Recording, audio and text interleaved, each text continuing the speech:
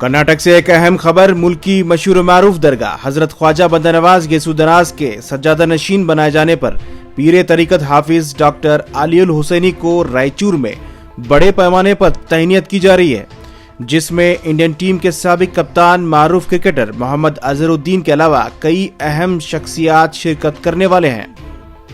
आपको बता दें, डॉक्टर हाफिज अलीउल हुसैनी साहब को हाल ही में दरगाह ख्वाजा बंदा नवाज गेसू दराज का सज्जादा नशीन बनाया गया था और साथ ही कर्नाटक स्टेट वक्फ बोर्ड के चेयरमैन भी वो मुंतखब हुए हैं। दोनों खुशियों के मौके पर उलमा इकराम, मशाइख उज़्ज़ाम और सादात इकराम की जानिब से ये प्रोग्राम मुनक्कद किया जा रहा है। रायचूर के बसवेश्वर सर्कल के करीब वालकाट ग्राउंड में ये प्रोग्राम मुनक्कद हो रहा है। 14 जून की शाम यानी 8:30 बजे यह प्रोग्राम शुरू होगा। तमाम लोगों से शिरकत की गुजारिश की गई है।